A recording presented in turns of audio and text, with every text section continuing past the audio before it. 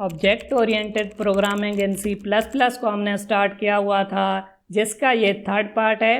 और अगर आपने इससे related first and second part को नहीं देखा तो उनके लिंक आपको डिस्क्रिप्शन के अंदर मिल जाएंगे, आप चेकआउट कर सकते हैं। और आज हम देखने वाले हैं कि हम ऑब्जेक्ट्स के साथ एरेज को किस तरह से यूज़ कर सकते हैं।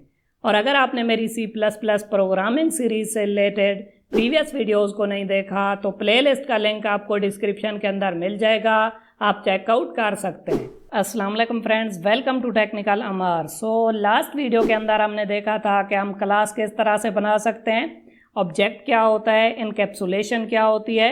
सो इस वीडियो के अंदर मैं थोड़ा बहुत एक्सप्लेन कर दूंगा, बट अगर आप इसे डिटेल में देखना चाहते हैं तो आप मेरी लास्ट वीडियो को ज़रूर चेकआउट करें, जिसका लिंक मैं आपको डिस्क्रिप्शन के अंदर दे दूंगा। सो हमने क्या किया था, यहाँ पे एक क्लास बनाई थी स्टूडेंट टाइप की। उसके बाद हमने क्या किया था, यहाँ पे 3 मेंबर वेरिएबल्स बनाए थे, role number, name and marks, जिन्हें हमने क्या किया था, यहाँ पे प्राइवेट बनाया था ताकि इन्हें स्टूडेंट वाली क्लास से बाहर कोई भी एक्सेस ना कर पाए। उसके बाद हमने क्या किया था, यहाँ पे 2 पब्लिक फंक्शंस बनाए थे, set student data and show student data. उसके बाद हमने क्या किया था, यहाँ पे मेन फंक्शन के अंदर आके एक ऑब्जेक्ट बनाया था एस की मदद से हमने क्या किया था, यहाँ पे सेट स्टूडेंट डेटा फंक्शन को कॉल किया था। सेट स्टूडेंट डेटा फंक्शन के अंदर हमने क्या किया हुआ है, यहाँ पे यूज़र से लिया हुआ है रोल नंबर। उसके बाद हमने क्या किया था, यहाँ पे एक कंडीशन लगाई थी कि अगर यूज़र यहाँ पे वैल्यू नेगेटिव में इंटर करता है तो हम क्या करेंगे, उसे पॉजिटिव में कन्वर्ट करेंगे। उसके बाद हमने क्या किया था, यहाँ पे यूज़र से नेम लिया था। उसके बाद हमने क्या किया था, यहाँ से यूज़र से मार्क्स लिए थे। सो उसके बाद क्या होगा, जैसे ही यहाँ पे हम एस वेरिएबल की मदद से यानी कि एस ऑब्जेक्ट की मदद से सेट स्टूडेंट डेटा फंक्शन को कॉल करेंगे तो क्या होगा, यहाँ पे यूज़र वैल्यूज़ को इंटर करेगा। सो यहाँ पे क्या होगा, ये रोल नंबर एस ऑब्जेक्ट का होगा, यहाँ पे नेम भी किसका होगा, एस ऑब्जेक्ट का होगा, और मार्क्स भी एस ऑब्जेक्ट के होंगे। सो इस फंक्शन के चल जाने के बाद एस ऑब्जेक्ट के अंदर डेटा आ चुका है। तो उसके बाद हमने क्या किया था, यहाँ पे एस ऑब्जेक्ट की मदद से शो स्टूडेंट डेटा फंक्शन को कॉल किया था। और यहाँ पे हमने क्या किया था, एस के अंदर जो रोल नंबर है, नेम है एंड मार्क्स हैं, उन्हें हमने यहाँ पे प्रिंट करवाया था। सो ये प्रोग्राम हमने लास्ट वीडियो के अंदर देखा था। सो अब हम क्या करने वाले हैं, यहाँ पे देखने वाले हैं कि हम ऑब्जेक्ट को एरेज के साथ किस तरह से यूज़ कर सकते हैं। सो फर्स्ट ऑफ ऑल हम ये देख लेते हैं कि हमें एरे बनाने की ज़रूरत क्यों पड़ती है। तो आप यहाँ पे देख सकते हैं कि मैंने एक ऑब्जेक्ट बनाया और उसकी मदद से मैंने क्या किया, यहाँ पे स्टूडेंट से डेटा लिया और उसी के डेटा को हमने क्या किया, यहाँ पे प्रिंट कराया। फॉर एग्ज़ाम्पल यहाँ पे एक की बजाय हमारे पास 2 ऑब्जेक्ट होते, यहाँ पे 2 स्टूडेंट होते। तो फॉर एग्ज़ाम्पल फर्स्ट स्टूडेंट का यहाँ पे मैं नेम रखता हूँ S1 और सेकंड हम क्या करते हैं, यहाँ पे एक ऑब्जेक्ट बनाते हैं S2। तो अब यहाँ पे मैंने S1 की मदद से कॉल किया सेट स्टूडेंट डेटा फंक्शन को, और S1 की मदद से मैंने क्या किया, यहाँ पे शो स्टूडेंट डेटा फंक्शन को कॉल किया। तो क्या होगा, यहाँ पे S1 के अंदर वैल्यूज़ आएंगी और उन्हें हम क्या करेंगे, यहाँ पे प्रिंट करा लेंगे। अब अगर हम क्या चाहते हैं कि सेकंड स्टूडेंट के लिए भी डेटा लें यूज़र से, तो हमें क्या करना पड़ेगा, यहाँ पे मैं इसे कॉपी करता हूँ, पेस्ट कर देता हूँ, और यहाँ पे हमें क्या करना पड़ेगा, S2 लिखना पड़ेगा और यहाँ पे भी S2। तो क्या होगा, यहाँ पे S2 के लिए डेटा सेट होगा और यहाँ पे हम क्या करेंगे, S2 जो हमारा ऑब्जेक्ट है उसके डेटा को यहाँ पे प्रिंट कराएंगे।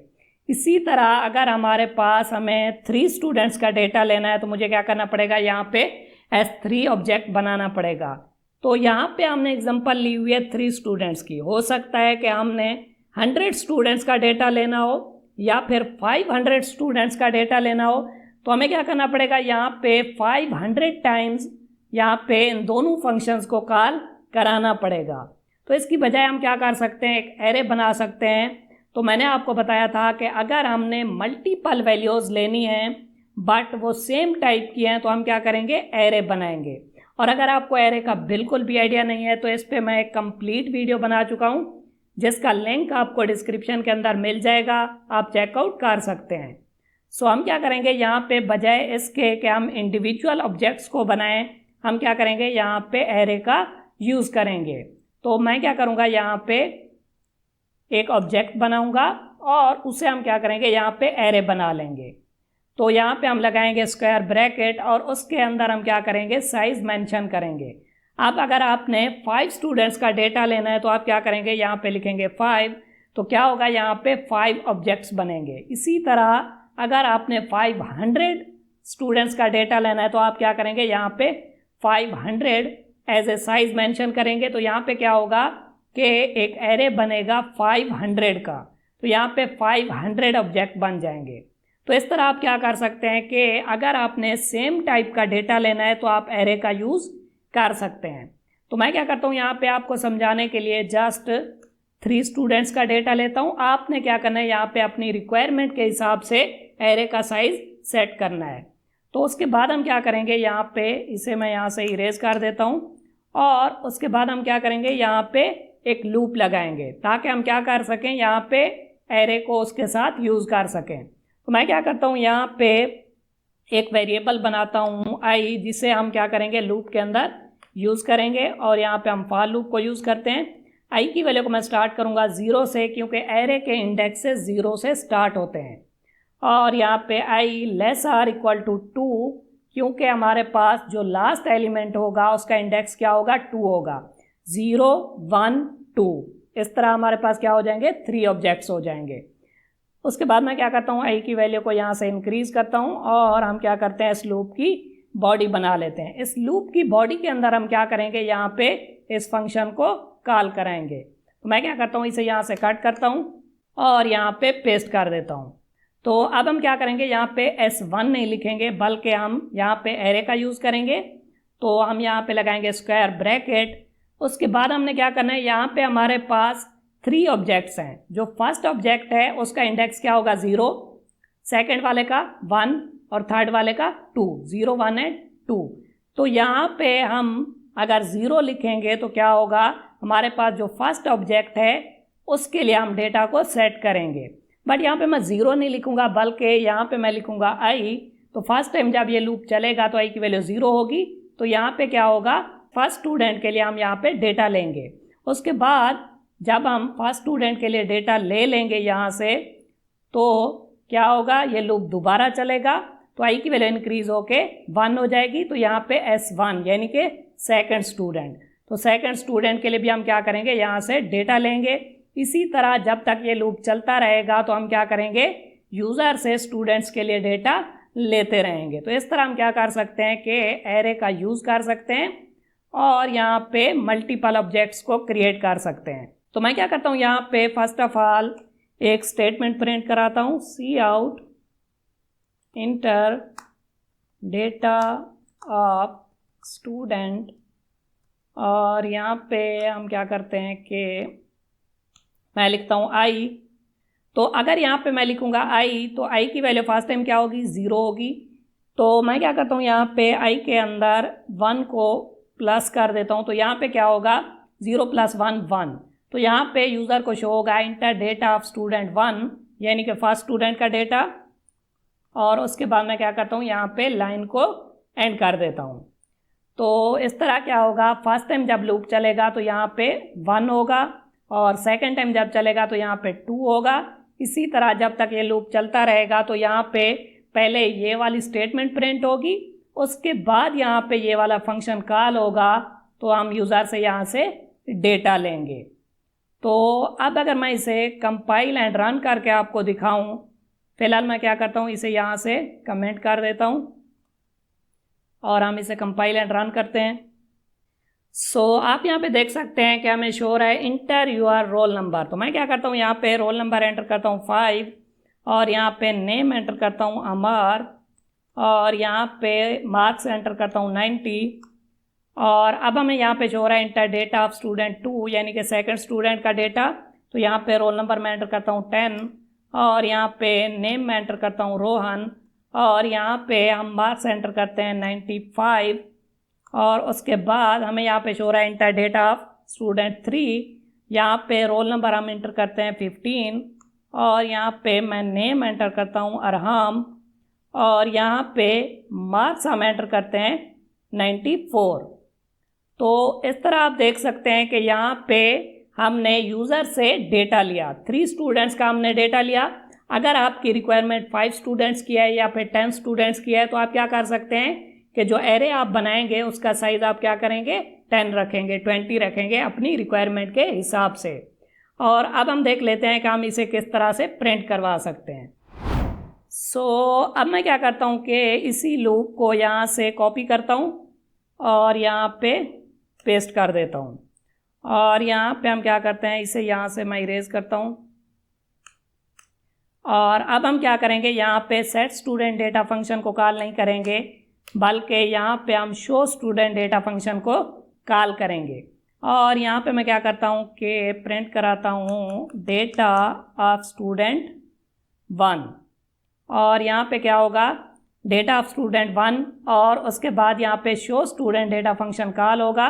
तो यहाँ पे फर्स्ट स्टूडेंट का डेटा हमें शो होगा।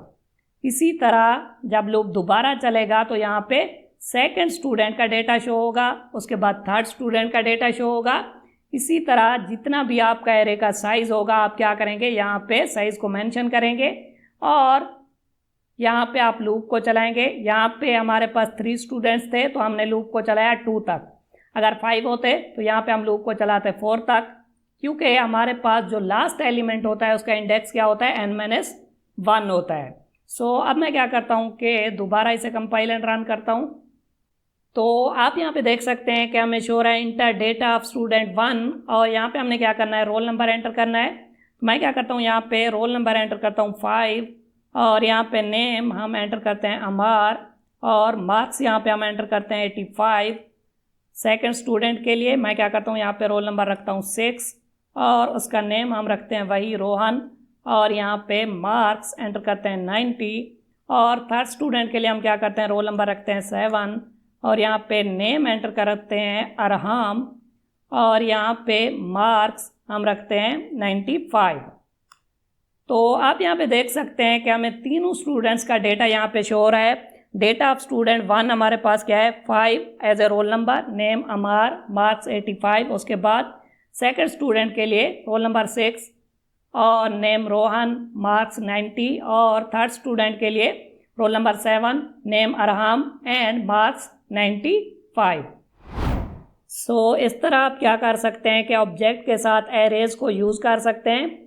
बट मैं आपको एक चीज़ रिकमेंड करता हूँ कि आपने जस्ट वीडियोस को नहीं देखना, बल्कि आपने क्या करना है, यहाँ पे प्रैक्टिस भी करनी है। जो भी प्रोग्राम हम बनाएंगे आपने उसकी प्रैक्टिस लाजमी करनी है।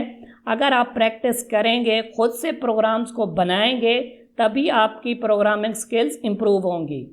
अगर आप ये प्रोग्राम बनाते हैं तो आपने क्या करना है, इसे कमेंट सेक्शन में ज़रूर पेस्ट करना है ताकि मुझे भी पता चले कि आप साथ साथ प्रैक्टिस करते आ रहे हैं। ऑब्जेक्ट ओरिएंटेड प्रोग्रामिंग से रिलेटेड और भी बहुत सी वीडियोस आने वाली हैं।